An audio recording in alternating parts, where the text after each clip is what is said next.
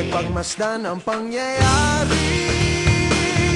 Gumarat, gumalaw, lamang sa init ng damdamin, sabay-sabay nang sumigaw. Kilos kapatahan, oras natin to makialam, makijam, makilaho. Kilos kapatahan, buhay natin to, ang mundong tinatnan tayo magpatakbo. Makijam ka, pare ko.